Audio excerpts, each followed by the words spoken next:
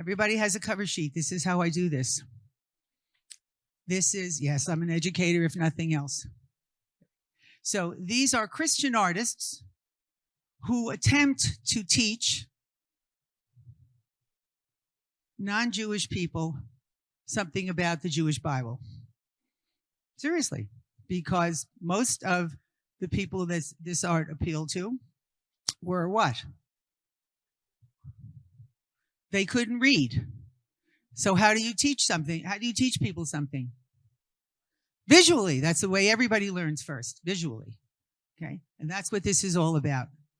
And your early patrons of these artists were who? The church, because this is their product and this is what they're selling. Got it? Okay. We're in Ravenna, Italy. Anybody know where Ravenna is? Where's Ravenna?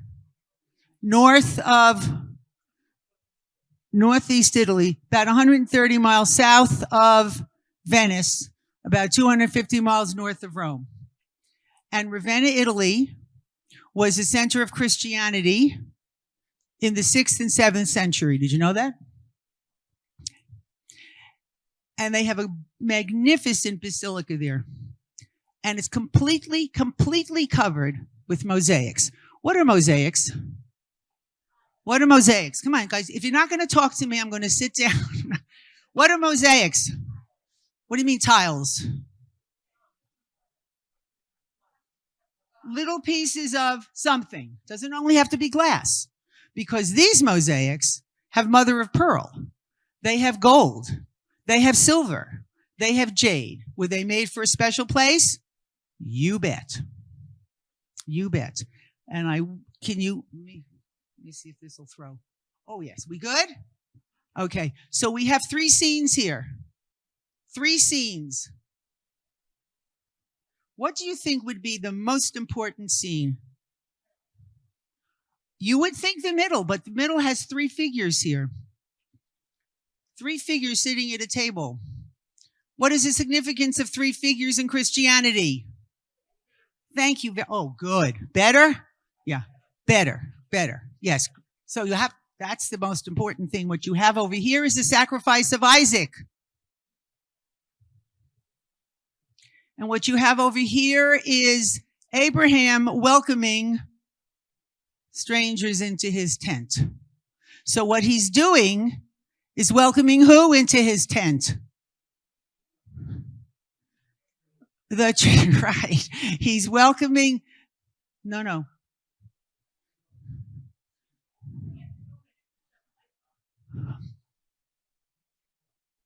Okay. So have you got the message there? Abraham and Sarah are welcoming who? We say the angels. What's the message here? Who are they?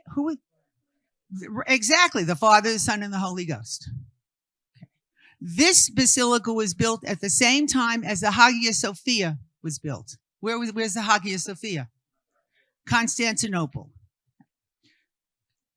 It is now a UNESCO World Heritage Site. It's quite magnificent. This is 130 feet wide. Yeah. All right, let's go to the next one. Oh, that's me. I'm doing the next one. Hello. Well, you all know this one. Where's this one from? Hold on. Where's the Sistine Chapel located? Do you know? Come on. Vatican, right, in Rome. Okay? And who did it? Michelangelo da Buonarroti. Okay? Someone who was rather religious, by the way. The religious gentleman. And when he died, he was very wealthy. Very successful artist. What are we looking at? What's my scene? Where's Adam? Right here. Who's this? God. Most famous pair of hands in history, would you say? Okay. Most famous? Anybody know what the Pietà looks like? Michelangelo's Pietà? Yes. Okay. If you look at Michelangelo's Pietà, Mary's hand looks just like this. Yes. So he does the Sistine Chapel, but he's not a painter first. He's actually wants to be an architect and a sculptor. And Pope Julius II sees his work, and he says, you know, you're pretty good. You're going to do my tomb. But before you finish my tomb, I want you to paint the ceiling. Do we say no to the Pope? Absolutely not. How many people have been to the Sistine Chapel? Yeah. Quite amazing. So we all know the story? Who do you think they are? Us, angels, yes. And by the way, Michelangelo, homosexual, loved the male figure. Keep it in mind. We're going to talk about that. Loved, quite nicely built, wouldn't you say? I would say so too. He has so that's bad?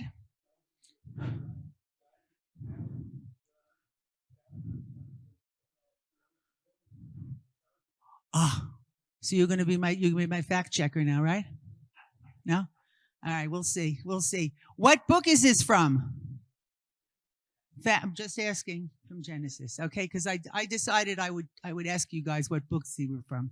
All right, let's go to the next one. Oh, right then. Michelangelo again. This is from Pope Julius's tomb that was never finished. It's larger than life. What might he be holding under his arm? The 10 Commandments, absolutely. And I hope you're noticing this. In Hebrew, those are called keren. In Latin, they're called cornuta. And this, by the way, is a symbol for what in Italian? Anybody know? Come on now. We don't know? What? Say it again. We don't know then. All right, this is it's rude and it's an insult, so I don't mean to insult anybody. But if you want to insult your wife, you want to insult a man and say your wife's sleeping with someone else, you give him the horns. Just saying. So, it's cuckold, right, exactly. This is where the whole idea of Jews having horns come from. This is not supposed to be horns. What comes out of Moses' head? Light. And that's what this is supposed to be. So now you know where the whole concept of Jews and horns comes from. Michelangelo, Moses, Pope Julius's tomb, never finished. What's it made of? What do you think it's made of? It's made of. Why do you think it's made of marble? Why is it made of marble? Thank you. Common sense. That's it. They had a lot of it. She said they had a lot of it. Carrara. Yeah. Can I go on? And by the way, the tomb had 7 larger than life-size figures. In Italy, in Rome. Okay. In Rome. Okay. Can I go on? If you have any questions, stop me. This is an Italian artist whose name is Paolo Veronese. Paolo from Verona. What are we looking at here? What scene is this? You already have it. I gave you the answers. What scene is this? Finding of Moses. Let's take a look at the clothing. Does this look like more Italian? Yes, exactly right. Verona, known for its textiles. Well, why not dress them up? Do we see the baby? Right here? And what book is this from? Exodus. This painting is in the Prado. There's also another copy of it in the National Gallery in Washington, D.C. How big do you think it is? How large do you think it is? Am I talking too fast? I come from Brooklyn. Am I talking too fast? I have no accent. You have accents. More people speak like me, Larry. Yeah, right. Okay, so talk to me. What? 30, pretty good, Gail. 23 by 17.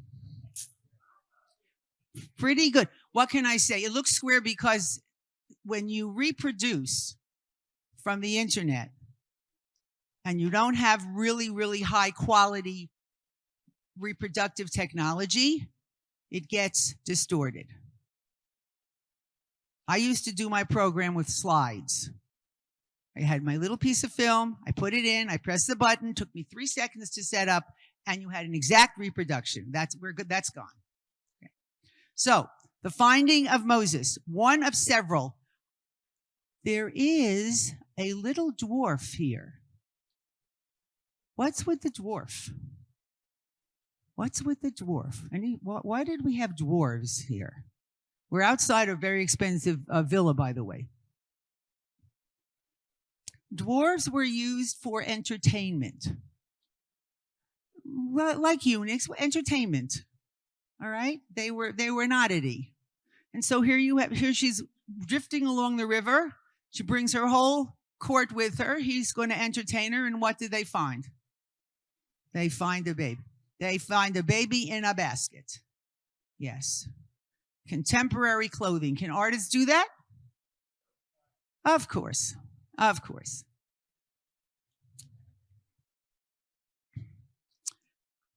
This is my Mr. Caravaggio. Anybody know anything about Caravaggio and his artwork? What made him wild?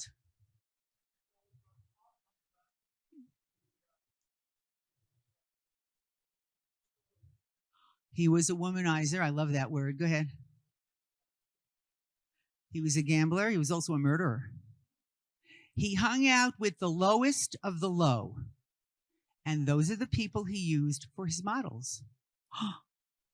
Wow. Find a prostitute, put her in as Mary. Put her in as Mary. Why not? So, what are we looking at here? And by the way, this is also a self-portrait of who? Self-portrait of who? Yes. All right, so talk to me. What's happening here? What are we looking at? What's the scene? David and Goliath. Do we like the David? Yeah. Smaller and younger. Why do you say that? Okay, so you know your Bible. You know your Bible. Does this maybe look a little bit more true to the, not true to the story, but more believable? Maybe, perhaps. Mr. Caravaggio, light and dark. Anyone know the phrase for that? The word for that? What's the word for that, Miranda? Chiaroscuro.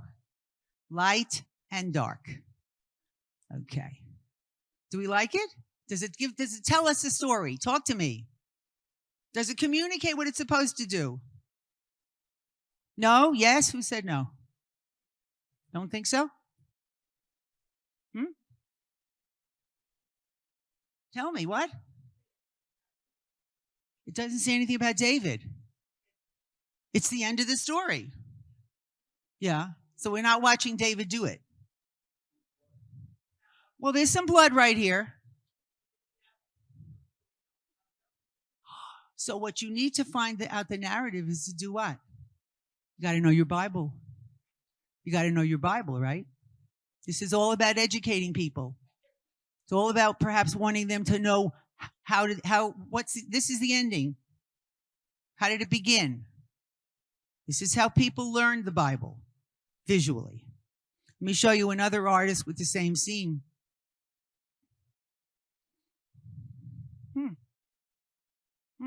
Talk to me. Interesting. Look at what he's holding. He's holding a sword. Where is Goliath? Oh, Goliath's head is here. Here he is, right here. Where's his sling? What did he use his sword for? Cut off his head. Yes. This gentleman, the artist who did this, is Orazio Gentileschi. Do you know that name? What do we know? Oh, all right. Here's my art historian. What do you know about Orazio?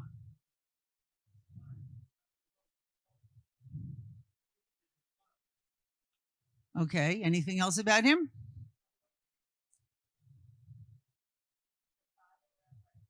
He's the father of Artemisia, and we're going to talk about her too. You've got it. He's not nearly as well known as Caravaggio, but I'm glad you said that. They were very good friends. They drank together. They hung out together. Yes, very. So Orazio Gentileschi was influenced by Caravaggio. And he was a good enough painter, Mr. Gentileschi, that he becomes the court painter to the King of England for 13 years, and he dies in London. What does a court painter do? What's the job of the court painter? Come on now. Who's he have to please? The king. Only one patron, right? Okay. Good job. Where do you live? Live in the palace. Yeah, very good job. Orazio Gentileschi, 1563, 1639. He had 6 children. We all know about Artemisia. What we're going to what? In England? Charles. Bingo. Yeah. Thank you. Okay. You're checking me or I'm checking you? What are we doing? Either one? All right. Apparently.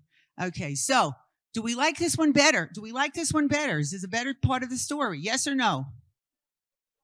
Rosalie. Would you want him to be? Isn't he more the hero? All right. Do we like this one better, sir? Do we like this one better for the story, or you're still at the end? Still at the end. So in order to find out, you have to learn something, right? Right. What is this painted on? Oil on? Not canvas. Not wood. Copper. Yes, oil on copper. Yes, oil on copper. How big do you think this one is? 37 by 29. Yeah.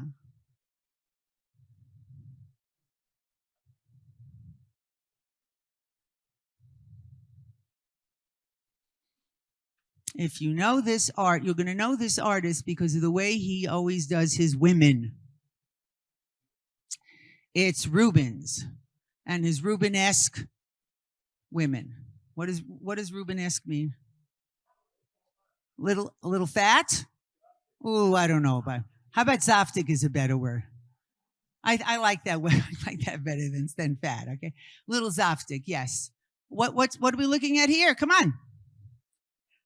We're looking. What's the story? Samson and. All right then. Anyone know what book it's from? Book of Judges. This is at the National Gallery in London. Excuse me. You like the red? Why do you like the red? And you've been listening to me. That's when you go to art school. You learn tricks. You learn tricks. And one of the big tricks is to use the color red because it draws your eye. It shows you the action. Not only that, but it could be for blood. Do we see the soldiers? Where are the soldiers? They're coming through the door. Okay. Did you know that Delilah was a Philistine? Yes. And so what do the rabbis take from this? Don't intermarry. Outside of your tribe, right? Don't intermarry. And Delilah, and I discovered this doing my research for you guys, so I have to thank you. Delilah was Samson's wife's sister. Whatever. And she dies with him when he pulls the temple down. She does die with him. You think she feels guilty? Did she have to did she have to die with him? Come on. Yes? No? Why did she have to die with him? She what? She should be punished. Okay, she should be punished.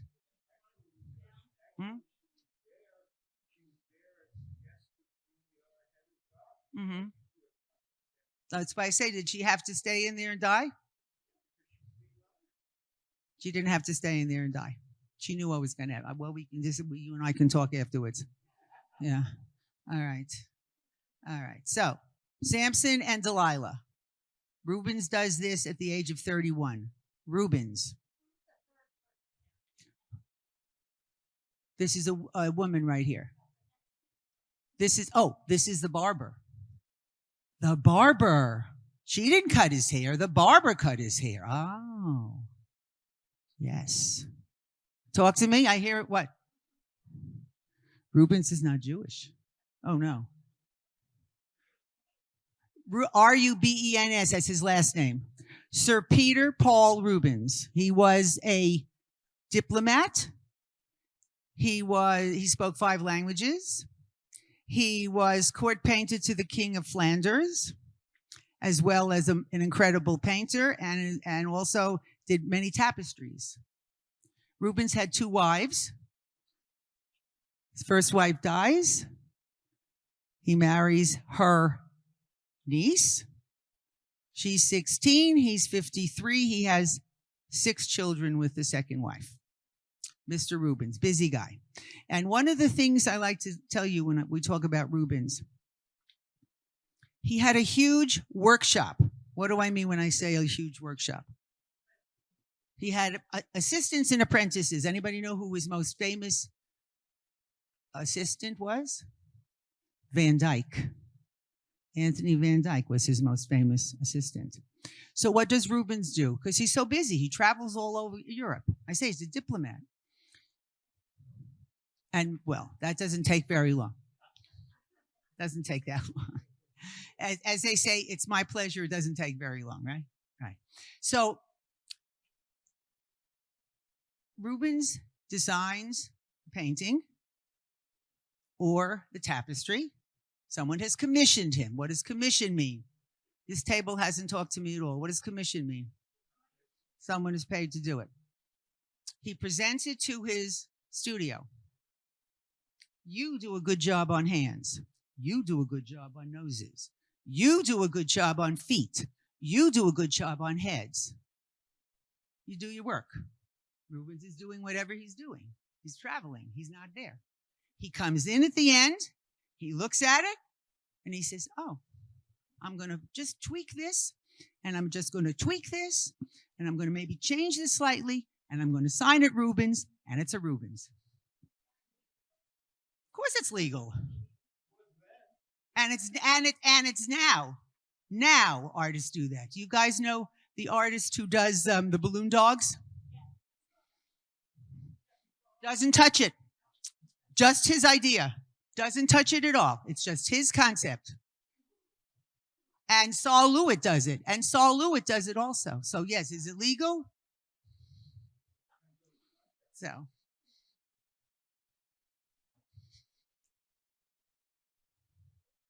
All right now. This was considered so bloody. This was commissioned by Cosimo de' Medici. You know that name? He wanted this scene. He said, it's too bloody, I can't hang it. What is happening here? She's cutting his head off. Do we see the sword here? Okay. Do we know this? Judith and Holofernes. Do we know this story? Oh, it's a great story. Judith is a Jewish widow, beautiful. They're always beautiful, right? Judith lives in a town that the Assyrians are attacking. And Holofernes is the general. He, of course, sees her, and he wants her. She invites him to her tent. She gets him drunk. She kills him. And in the morning, she opens the flap to the tent, holds his head up, and what do his troops do? They run for the hills. Has she saved the town? You bet. This is a self-portrait. This is a self-portrait. This is Artemisia Gentileschi, the daughter of Orazio Gentileschi. Wow. Is she enjoying this?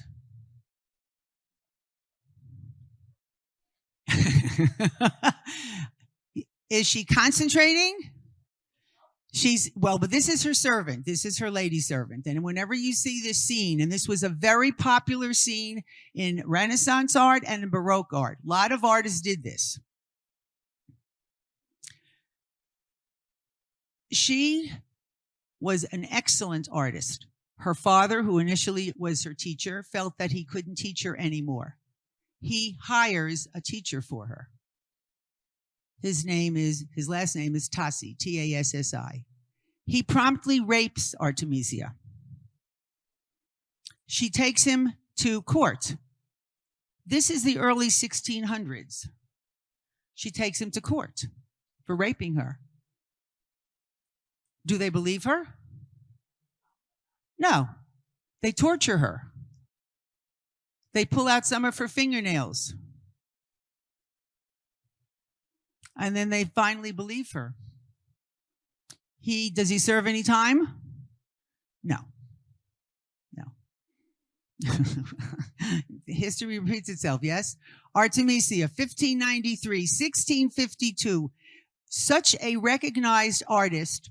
She's the first female artist in the Florence Academy of Art. This is a big deal to be voted in by your fellow artists. It's almost like they couldn't keep her out. Michelangelo is familiar with her work. He critiques her art. She does 1 or 2 paintings for Michelangelo. She's a very good friend of Galileo's. She's a fascinating woman. And bloody. She also knows Caravaggio. We have light and we have dark. And there's the red. There's the red again. Anybody want to tell me anything about this painting? From any vantage point, please.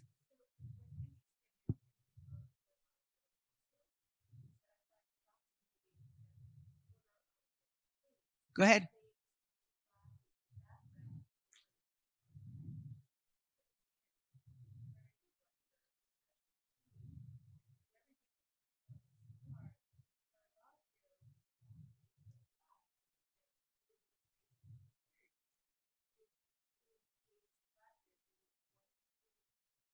Spots of light, right? Spots of light.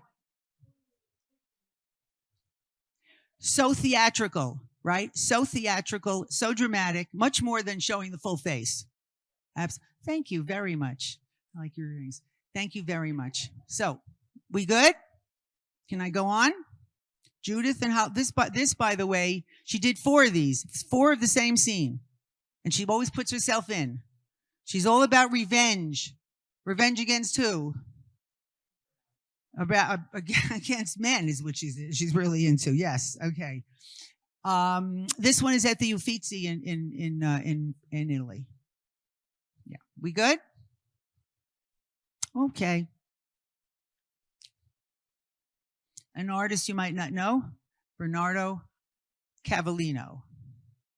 Formally trained, comes from Naples. We really don't know an awful lot about him. What is the scene? He did 2. This one is at the Louvre. He did another one that's in Madrid. What's happening here? Anybody know? What does it say? Lot and his daughters. What's the story of Lot and what's the story? What happened with Lot? Come on. What happened? Let me hear that table over there. I want that table over there. Let me hear that. Yeah. Why? Why did they get him drunk?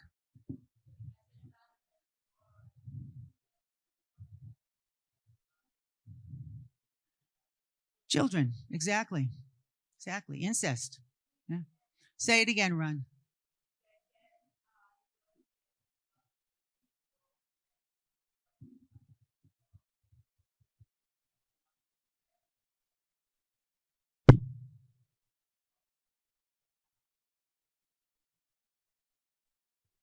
This is at the Louvre.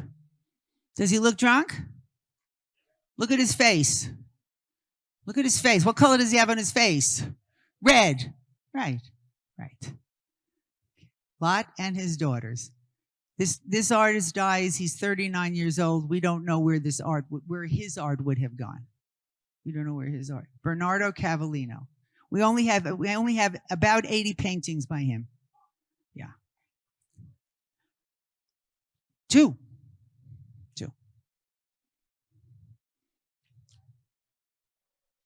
That's correct. Because she didn't listen. She didn't listen. So, talk to me. What's happening here? Eliezer. Anyone know that story? What's going on with that? This is Jean-Auguste Dominique Ingres, Napoleon's favorite painter. Whenever you see a fabulous portrait of Napoleon, Ingres did it.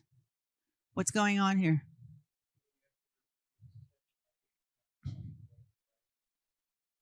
And so what's going on? Water. Who is she feeding the water to? The camels. She a nice girl? Sweet? Generous? Yes. Look at the difference in the style. Look at the difference in the style. Besides the color, look at the difference in the way the art is applied.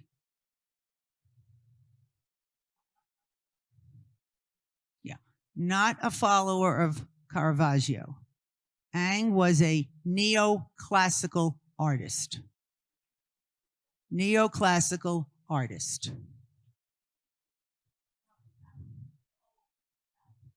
You like the textures? Yeah. What do you like about the textures, Rosalie?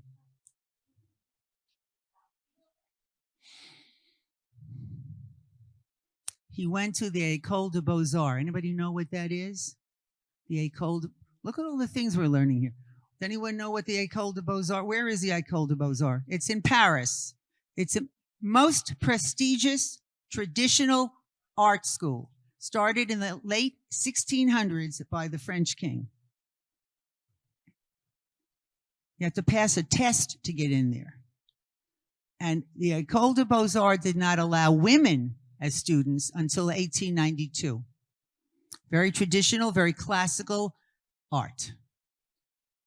So talk to me. Does it tell the story? You know the story because you know the name.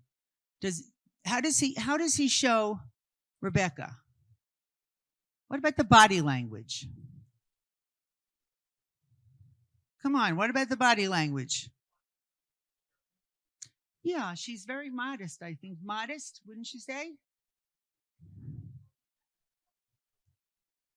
Because they haven't done it. She's the only one that's offered to do that. Please.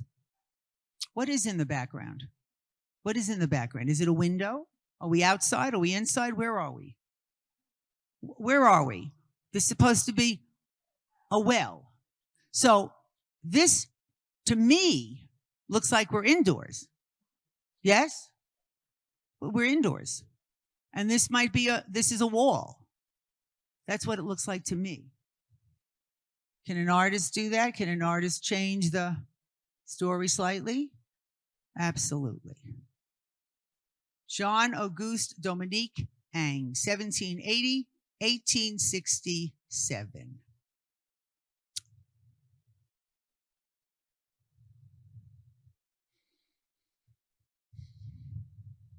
Where are we here?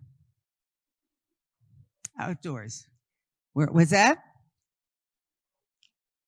These are all Jewish Bible. These are all Jewish Bible stories. All of them. All of them. That's why I chose them. And I choose to use the phrase Jewish Bible. I decided I don't like Old Testament. I like Jewish Bible myself. So, what's happening? What are we looking at? Harvesting. Yes. Ruth and Boaz. What's the story about Ruth? Ruth. Come on. What's the story? Ruth. Whither thou goest, I will go. And so, what is one of the things in Leviticus? What must you do in the fields? You must leave some of the grain for who? For the widows and for the poor, for the gleaners, yes. Yes. So, but we're all dressed up here as French peasants. We're all dressed just like that piece we saw with Finding Moses. She was dressed in gorgeous textiles from Verona. This painter is Jean-Francois Millet, known as the painter of peasants. We're now starting to come into the 1800s. We're now starting to not only paint the famous, but we're starting now to paint the average guy. We're on the way to the Impressionists. Jean-Francois Millet, a founder of the Barbizon School of Painting. Anyone know what that is? Anyone know where Barbizon is in France? It's a town outside of the Fontainebleau forest. And these artists would gather and they would paint together. And these are some of the first plein air painters. What is plein air meaning, please? My lady with the earrings? Outdoors, in full air, yes. So the Impressionists were not the first. They just took it further. They just took it further. What do you mean? Here's Boaz. Boaz was not her husband. Boaz was I think the gentleman who owned the fields. Help me with the Bible here. He was a relative of, I'm sorry?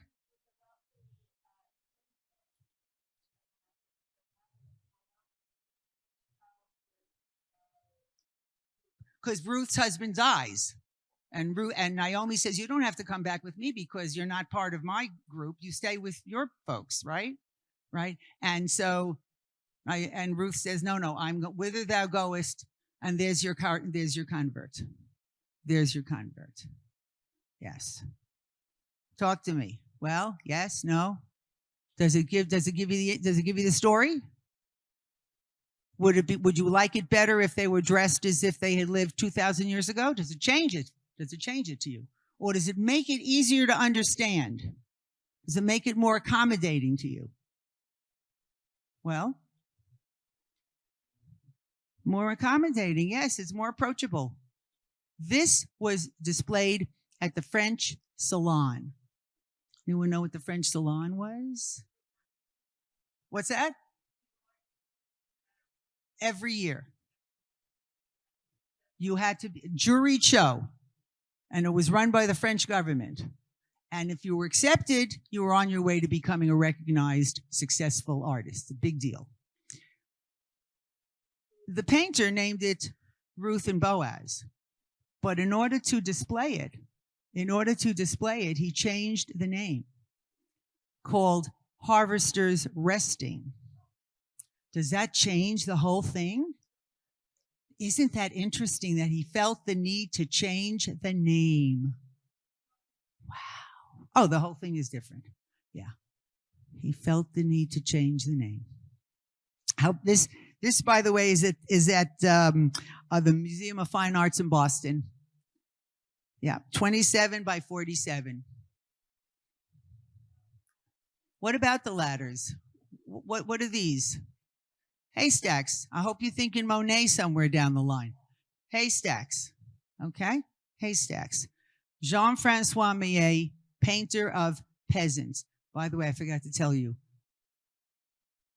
Rubens was called the painter of princes and the prince of painters. Yeah, forgot to mention that. All right, then. We've already seen this scene. What's the scene? Samson and Delilah. This is Gustave Moreau, who was one of the teachers for Henri Matisse.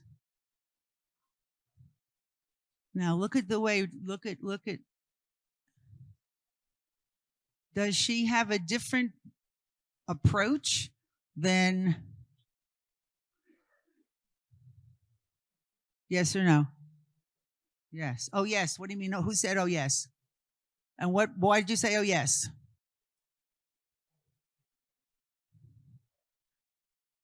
Go ahead.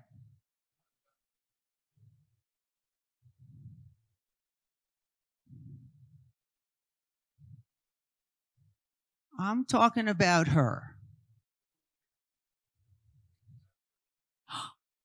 Oh. She's done it. Is she proud of herself? A little, yes. There's more emotion here. There's more emotion in what she did. Do we like the colors? Yes. Gustave Moreau. This is at his museum, which used to be his house in Paris. Came from a wealthy, wealthy family. His family encouraged him to paint.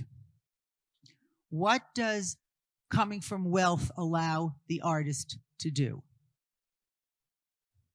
Paint exactly what he wants, right? Freedom. Freedom. It's a gift. It's a gift. Aha. Aha. Yes, this is Mr. Klimt, who, by the way, spent 6 months studying in Ravenna, studying all of those gorgeous mosaics. Yes. And this is Judith and Holofernes again. Really? Oh, he's here. Oh, he's here. Where's Holofernes? Right here. He's right here. Anybody know who this woman is? Because we know who she is. This is Adele Bloch-Bauer. If you've gone to the Neue Gallery and you've seen the portrait of her, this is the same woman. Adele Bloch-Bauer.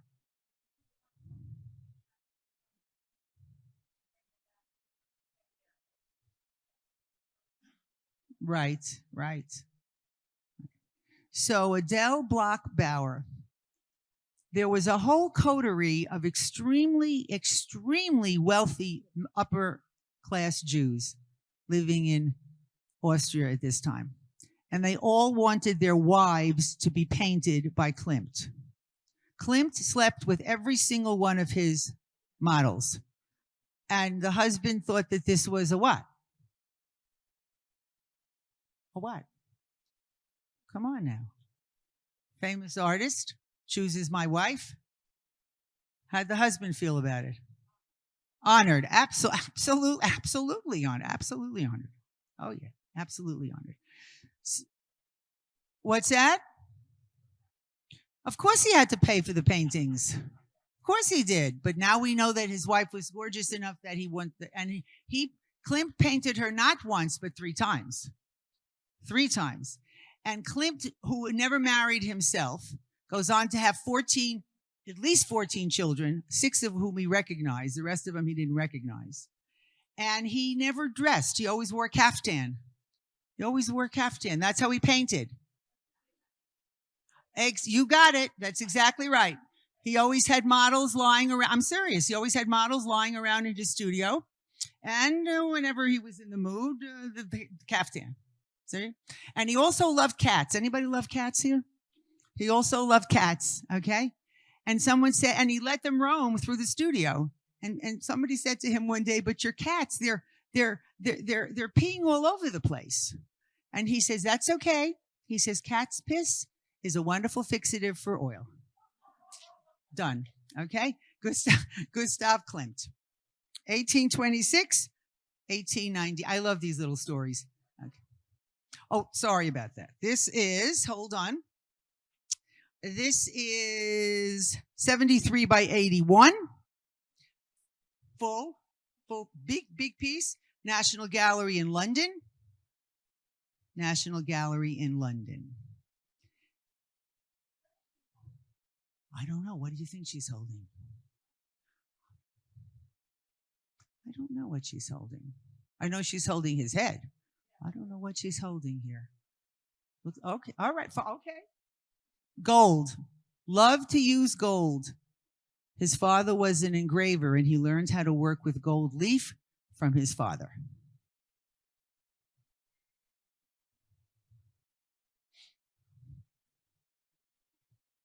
This is an expressionist piece of art, how the artist feels about the subject. What's going on here? What's going on here? Dan, do we all see the golden calf? Right here. Right here. And the artist who did this is Emil Nolde. He happened to assign it over here. Expressionist art, lots of color, lots of energy, lots of movement. Mr. Nolde was an interesting guy. He actually was a Nazi. He's a Nazi sympathizer. And for some reason, Hitler didn't like his art. Hitler liked very traditional, very old-looking art. This was too avant-garde for him. So instead of having it displayed in the 1937 German-sponsored art show, Hitler's group put this piece in a group with the degenerate artists. Who were the degenerate artists? A lot of Jews.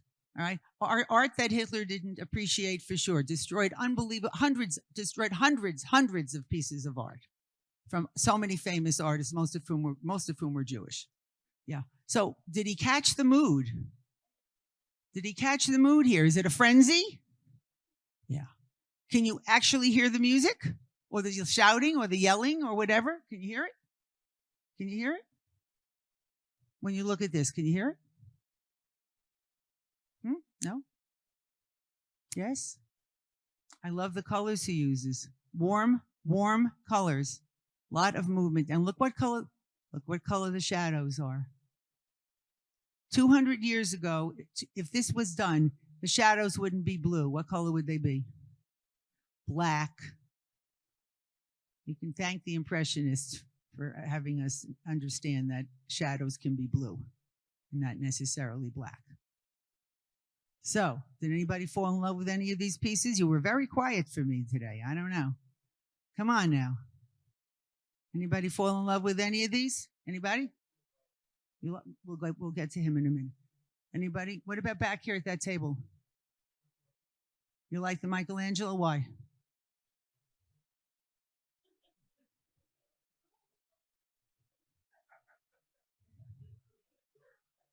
And what do they call him? Mike. Okay. And does he like Michelangelo's work too? What do you like about Michelangelo's style? Yes, he was. Yes, he did. He died very wealthy. He died very, very wealthy.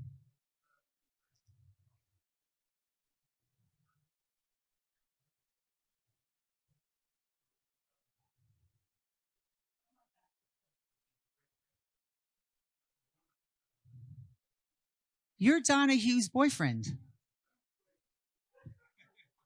Donna Hughes, who was my son's fourth grade teacher.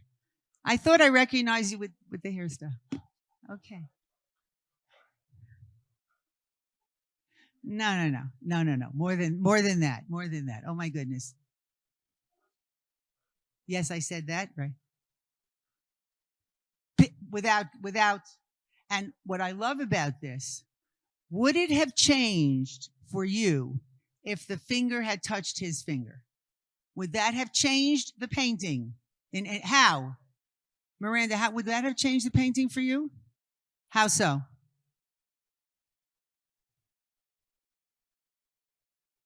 Actually touched. And they didn't need to touch. All Adam needed was the life force. Yes? And by the way, that's the face of Julius.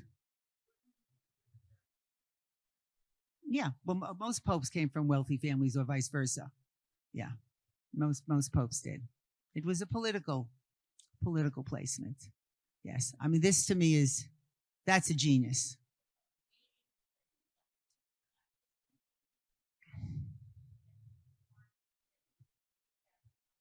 And again, is it necessary for the man, for the mortal, to touch God? Is it necessary to actually touch God? No, it's not necessary. Not necessary. Just the force. The force.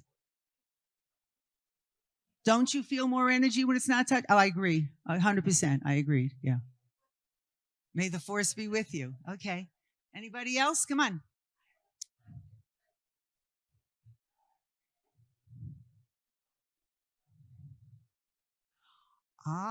So this artist was not Jewish, but what? Christian. Yeah. Okay, yeah, he didn't know he didn't know our rules. Anybody else? Larry. Oh yeah, please.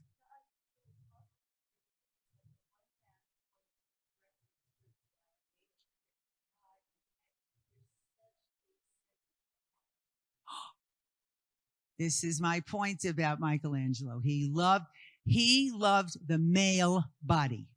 He thought the male body was far, far more beautiful than the female body was. Period. That's it. It's as simple as that. And by the way, in the Sistine Chapel, when you look at the ceiling, not one of the poses is the same. They're all different, and there's in the Sistine roof ceiling, they're all from the Jewish Bible. There is nothing from the Christian Bible on that ceiling. Nothing. Nothing. Anybody else? Do you like the Moreau? Well, let's go to the Moreau. Why do you like the Moreau? Let's go to the Moreau. You like his palette. Tell me. Wait, let me go to the Moreau again.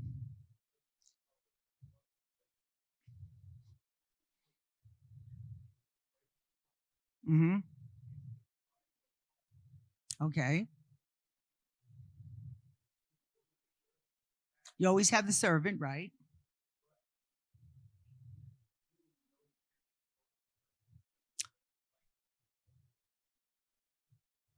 Okay. Did I not say that he was a teacher of Matisse? Who is what? The king of color, the prince of color, however you want to.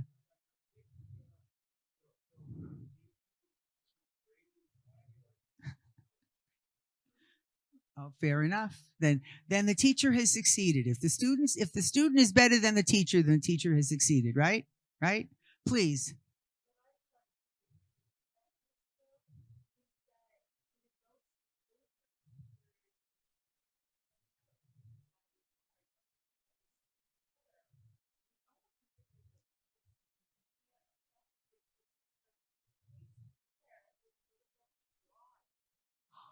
Then painting. Oh, what an interesting what? Pat yourself on the back. What an interesting observation. What do you have to say, Carol? You ever said anything the whole time here? And you always talk to me. Come on. Any painting, I don't care. You want the Artemisia? You like the revenge. Is that not, could that not be a poster for Me Too? Right? Could that not be a Me Too? Perfect, right? Well, whatever. I got you now. I got you now. Yeah. All right.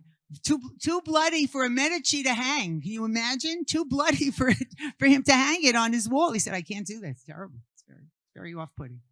Anybody else? Nobody? What about you? Yeah. Vous. Yeah. Pourquoi pas? Why not? Is there one that you'd like to have in your house if you had a choice? Come on.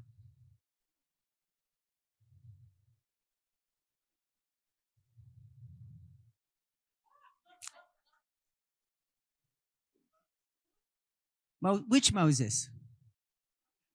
Oh, you want the statue? You want the statue? Okay. Okay. Why not? You got high ceilings. Okay.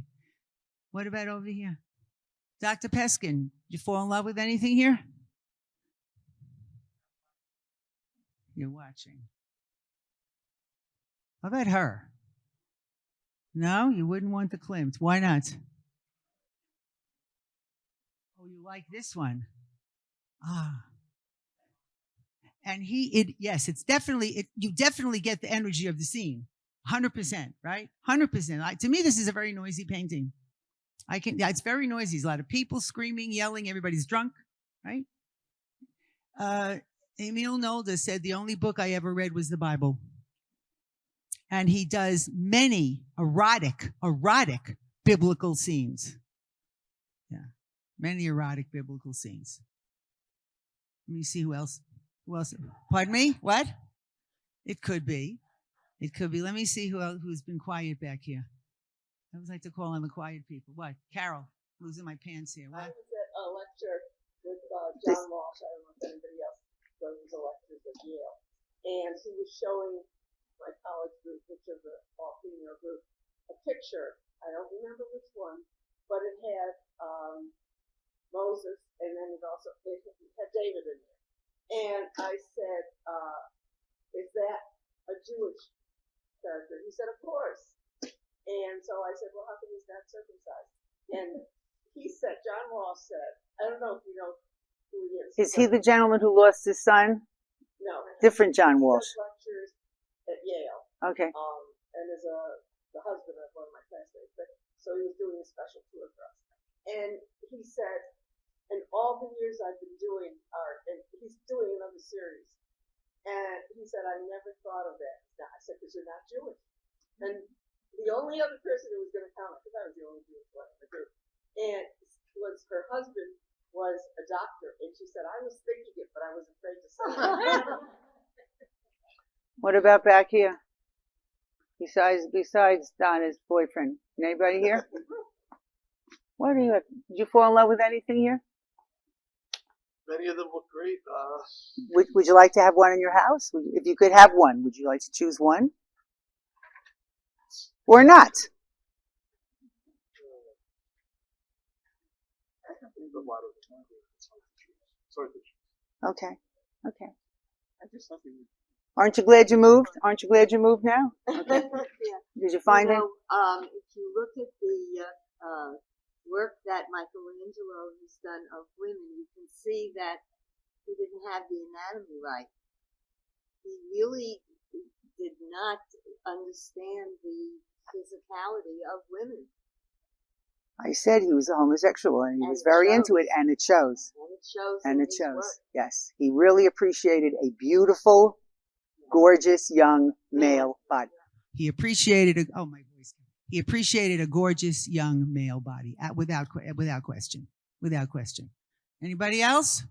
So this is how I do it. It's a conversation. I said it's not a lecture. I hope you enjoyed it because I always have fun. So thank you. Thank you.